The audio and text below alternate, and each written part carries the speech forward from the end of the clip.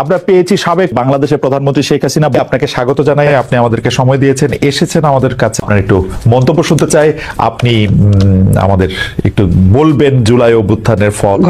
যতই মামলা হামলা যাই করুক না কেন, এই মিথ্যা জিনিস টেকে না। সত্যের জয় হবেই হবে। আমরা সত্য পথে ন্যায় পথে ছিলাম, ইনশাল্লাহ বাংলাদেশের জনগণের জয় হবে, বাংলাদেশ মুক্তি পাবে। আমি আছি বাংলাদেশের জনগণের সাথে যেখানেই থাকি। আমাদের দুর্ভাগ্য যে এই ইউনূস 2007 সালে যখন এমার্জেন্সি, তখন এসেছিল দল করতে, ব্যর্থ হয় করতে না পেরে, কিন্তু তার ক্ষমতার লোভটা কিন্তু যায়নি। এবং এই লোভটাই ছিল এই কারণে যে দেশকে বিক্রি করে দিয়ে সে ক্ষমতা আসতে চেয়েছিল, যেটা আমি কখনো করতে চাইনি। কারণ বে অফ বেঙ্গল ভারত মহাসাগরের মাঝে একটা উপসাগর, যেখানে আমাদের যে অধিকার 1974 সালে জাতির পিতা বঙ্গবন্ধু শেখ মুজিবুর রহমান আইন করে যান, মেরিটাইম বাউন্ডারি অ্যাক্ট।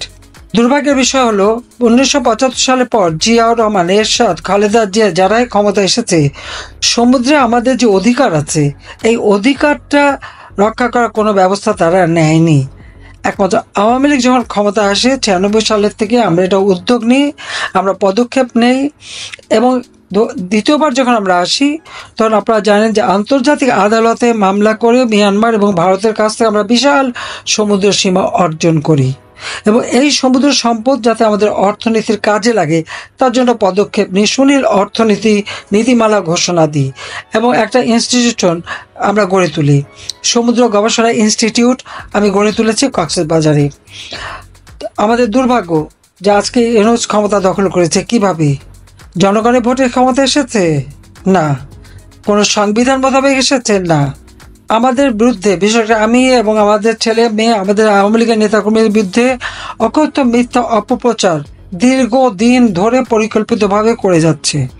এবং আপনারা যখনই ট্রাম্প সাহেব আমেরিকার প্রেসিডেন্ট হলেন, তখনই আসল কথা বেরোলো, সে ডিপ স্টেটের চক্রান্ত, ইউএসআইডের টাকা, সোরস নামে ইহুদি ধনকুবের টাকা, সেই অর্থ, এবং ইউনূস যে গ্রামীণ ব্যাংক এবং টেলিকমিউনিকেশনের অর্থ আত্মসাৎ করে, সেটা পাচার করে এবং ট্যাক্স ফাঁকি দিয়ে দুর্নীতি করে যে সমস্ত অর্থ বানিয়েছে সেগুলি ব্যবহার করে অপপ্রচার চালিয়ে মানুষের কাছে একটা বিভ্রান্ত সৃষ্টি করা। এবং কোটা আন্দোলন যেটা 2024 সালের 7 জুলাই শুরু হয়েছিল, 14 জুলাই পর্যন্ত কিন্তু এই ছাত্রদের কেউ কিচ্ছু বলেনি। কিন্তু 15 জুলাই থেকে যখন তারা পুলিশ হত্যা, আওয়ামী লীগ নেতাকর্মী হত্যা, তাদের পা বেঁধে ঝুলিয়ে রাখা, মেট্রো রেল থেকে শুরু করে বিটিভি ভবন থেকে শুরু, একে একে অগ্নি সন্ত্রাস শুরু করলো। একটা পুলিশকে যখন হত্যা করা হয়, গাছে ঝুলে মারা হয়, তাকে রক্ষা করা এটা তো পুলিশদের দায়িত্ব। আজকে আপনারা কি দেখতে পাচ্ছেন? একের পর যে বিভৎসভাবে পিটিয়ে পিটিয়ে মানুষ হত্যা।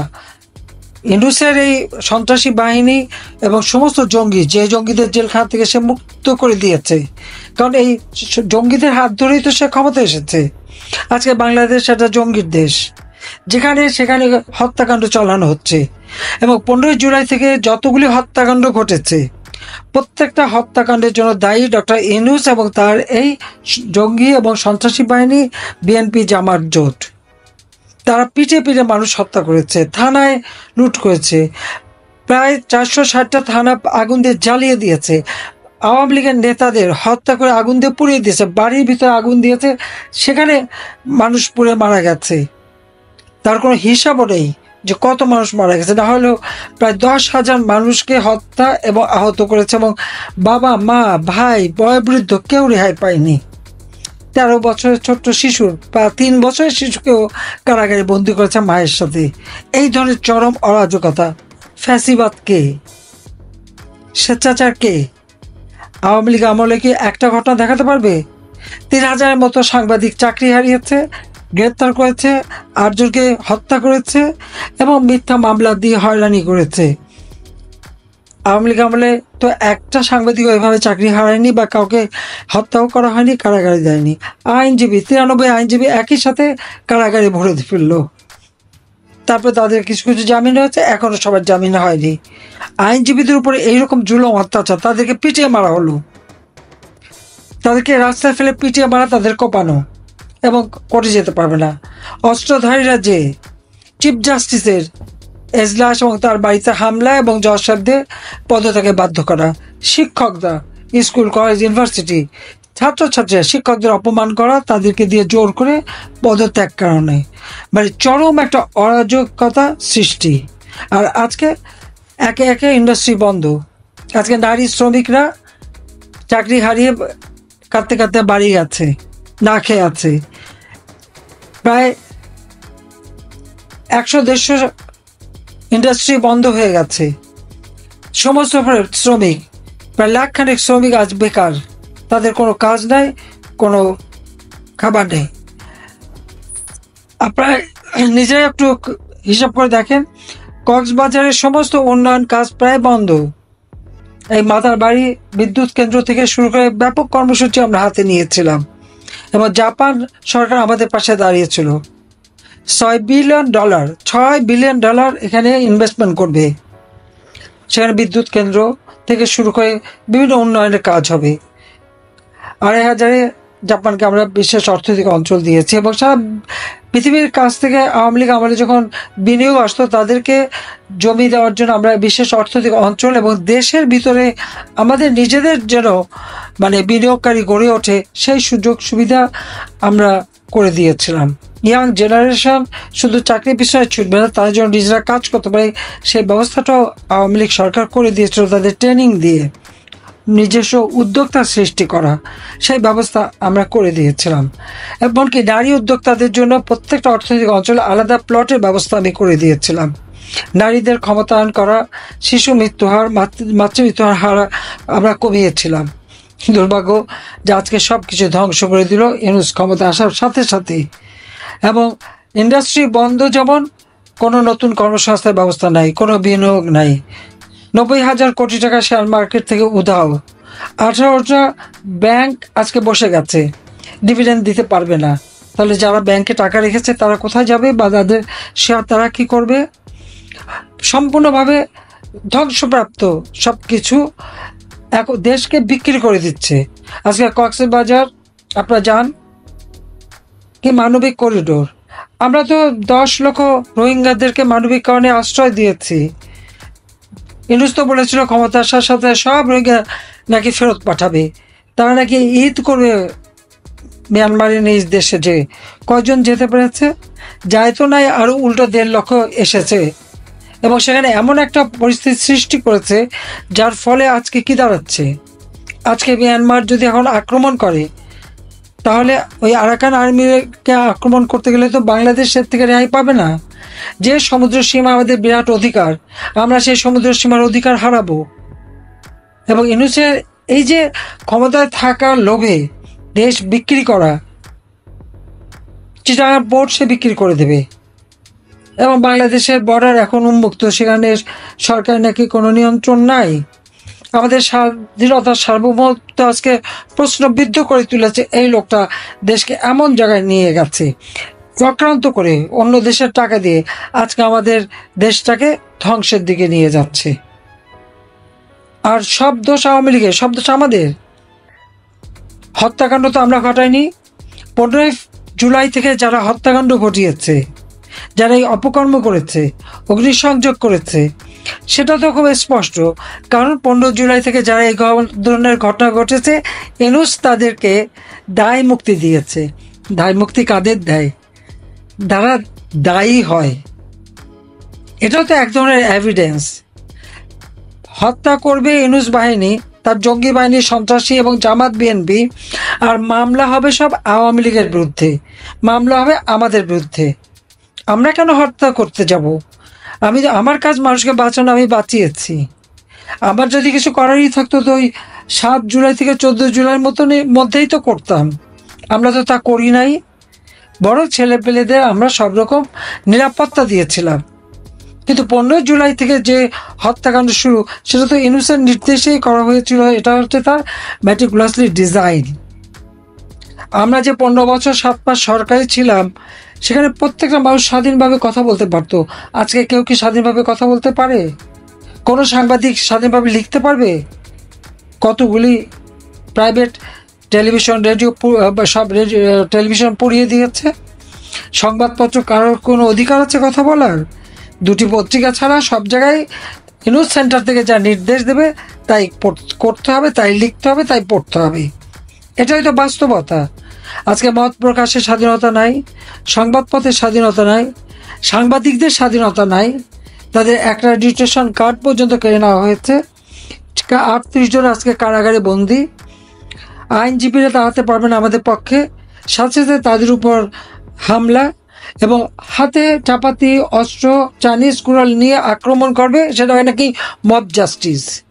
এই মব জাস্টিসের ফলে আজকে মহিলারা ঘর থেকে বেরোতে পারে না, সন্ধ্যার পরে সবাই ঘরেও নিরাপদ না। যে কোনো সময় যে কোনো বাড়িতে ঢুকে যাচ্ছে, তাদের উপর হামলা করছে, মারছে, খুন করছে, লুটপাট করছে। চরম একটা স্বেচ্ছাচারিতার মধ্যে দেশটাকে নিয়ে গেছে। দেশের মানুষকে রক্ষা করতে হবে, দেশকে এই জালেমের হাত থেকে বাঁচাতে হবে। হ্যাঁ, মামলা আমাদের বিরুদ্ধে, আমি শুনলাম আমার বিরুদ্ধে নাকি 8,000 পৃষ্ঠার অভিযোগনামা। হ্যাঁ, এবং সেটা এখন সরাসরি নাকি প্রচার হচ্ছে। তা আমি বলি, এই 8,000 পৃষ্ঠা পড়ে জনগণকে শোনান, জনগণ জানুক আপনারা কত মিথ্যে কথা বলতে পারেন, আপনারা কীভাবে উদরপিণ্ডি উদর গায়ে চাপান। আর মানুষ হত্যা করলো ইউনূস এবং তার বাহিনীর জঙ্গিরা, জামাত, বিএনপি মিলে। আর সব দোষ আওয়ামী লীগের উপর। আর ইউনূস এখন সাধু সেজে গেছেন। দেশকে বিক্রি করে দিয়ে, আমাদের পোর্ট বিক্রি করে দিয়ে, দেশের সম্পদ লুটপাট করে, শেয়ার মার্কেট খালি করে, ব্যাংক খালি করে এখন উনি সাধু। গ্রাম বাংলায় একটা কথা আছে, সাত খোপ কবুতর খেয়ে বিড়াল গেছে সন্ন্যাসী হয়ে। মানে এক এক কবুতরের ঘরে যে সব কবুতর খেয়ে বিড়াল সন্ন্যাসী হয়ে বসে আছে। এখন তিনি বিড়াল তপস্বী সেজেছেন, কিচ্ছু জানেন না, কিচ্ছু বোঝেন না। সব কিছু তার নখদর্পণে এবং সমস্ত কিছু সে নিজেই নির্দেশ দেয়। জুম মিটিং করে করে তার ওই 40 জনের একটা বাহিনী আছে, আলিবাবা 40 জনের 40, এই 40 জনকে দিয়ে কন্টেন্ট তৈরি করা, তাদেরকে দিয়ে করা, এবং প্রত্যেকটা মন্ত্রণালয়, প্রতিটি প্রতিষ্ঠান, প্রতিটি মিডিয়ায় তার নিজস্ব এজেন্ট বসানো। এবং তারা যদি কথা না শোনে, সঙ্গে সঙ্গে তাদের উপরে রামদা, গুলি, বোমা, আগুন দেওয়া, অগ্নিসন্ত্রাস করে মানুষ হত্যা করা। এবং এ পর্যন্ত যত হত্যাকাণ্ড ঘটেছে, কেউ ন্যায় বিচার পাবে না, কারণ তারা দায় মুক্তি দিয়েছে। পুলিশ হত্যার বিচার পাবে না, দায় মুক্তি দিয়েছে। এমনকি আজকে যেটা সবচেয়ে অবাক কাণ্ড, আমরা দেখলাম যে একজন সেনা সদস্যকে মেরে ঝুলিয়ে রাখা হয়েছে। এর আগে পুলিশ আর আওয়ামী লীগের নেতাকর্মী মেরে ঝুলিয়ে রাখা হয়েছিল, এখন সেনা সদস্যের গায়ে হাত দিয়েছে।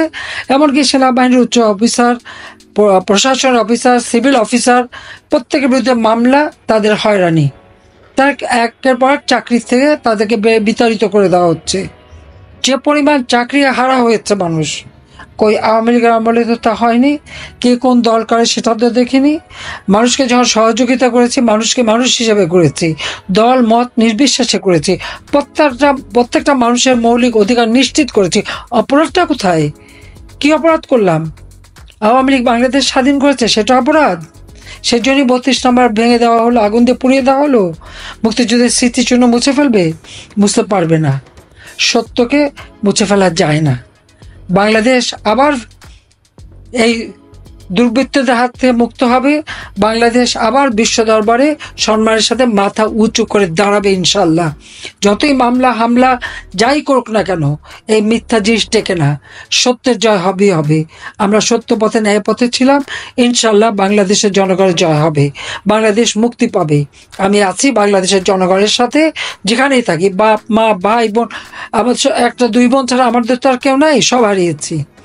ঘর বাড়ি জমি যেখানে যা ছিল সব জ্বালিয়ে পুড়িয়ে ছারখার করে দিয়েছে।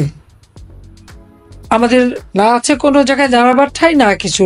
তাতে আমাদের কোনো আফসোস নেই, কারণ আওয়ামী লীগের অগণিত নেতাকর্মী ঘর বাড়ি ব্যবসা প্রতিষ্ঠান পুড়িয়ে দিয়ে তাদেরকে নিঃস্ব করে দিয়েছে।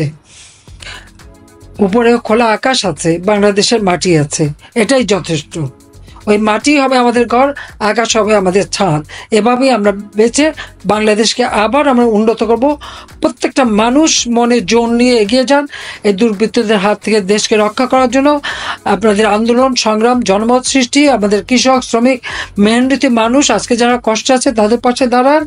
ইনশাল্লাহ জনতার জয় হবে। জয় বাংলা, জয় বঙ্গবন্ধু, বাংলাদেশ চিরজীবী হোক। খোদা হাফিজ।